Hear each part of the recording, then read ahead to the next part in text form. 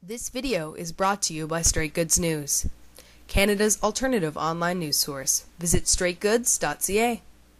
Well, the problem is that under the current Immigration Act, we don't have the legal authority to deny people visas based on the industry they're working in.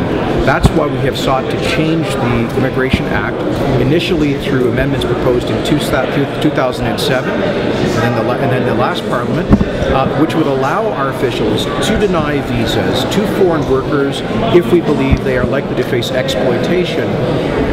Finally, we got those measures adopted into law in Bill C-10, the Safe Communities Act, and so finally we now have the power, which we'll begin using as soon as the regulations are done this summer, to deny visas to people who we think may be going into that industry because there's a high chance of trafficking and exploitation.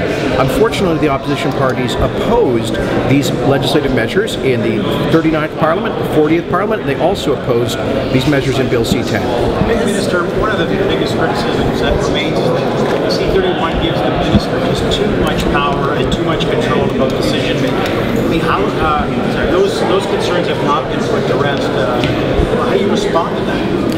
I respond by saying that we've always demonstrated our openness to reasonable amendments. In fact, Bill C-31, for example, responded to the concern about possible detention of illegal migrants who are under the age of 18. We've clarified in C-31 that they will not be subject to detention. We've brought in further amendments to allow for review by the IRB of the detention of illegally smuggled migrants at 14 days following arrival, and then subsequently 6 months following arrival. We further clarified that it's not our intention to remove protected status from bona fide refugees after a change of country conditions. All of these things, I think, are evidence that we've taken a constructive approach to the legislation, which, by the way, has received 32 hours of debate over 9 days with 83 speeches, in addition to another 9 days of debate over 30 hours and 100 speeches in the last Parliament over many of these provisions. I think we've been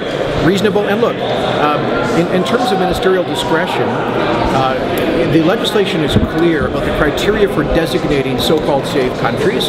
Those will only be countries from which at least 60% of asylum claims are abandoned or withdrawn, or from which 75% of claims are rejected by the IRB following adjudication, and which countries have independent judiciaries, respect human rights, allow NGOs to operate. This is not ministerial discretion, it's in the legislation.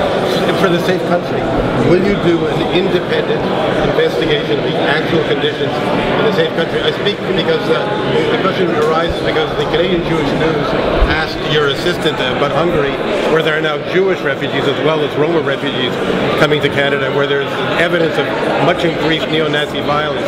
Would you, in this case, particularly in Hungary, other countries, independently investigate the actual situation as well as look at merely the figures? Well, yes, there will be both a quantitative and a qualitative assessment of countries in the process of designating them for the accelerated treatment under the new asylum system. But yeah, we think that the most reliable indication of whether or not a country is known to normally produce refugees or not, that's the term of art used by the UN, is the actual number of decisions made by the IRB on claims from that country. And in the case of Hungary, virtually none of the asylum claimants coming from Hungary actually show up for their own claims. Since we provided a visa exemption to Hungary in March of 2008, over 95% of claims coming from that country were abandoned or withdrawn by the claimants or rejected by the IRB. That is not to say that all claims from Hungary are false. It's always a possibility there will be someone in need of protection, and our reforms admit that possibility by allowing all of those claimants their day in court at the IRB. But we think it's reasonable to accelerate those claims when virtually none of the claimants are actually showing up for their own hearings. Okay, well, thanks very much.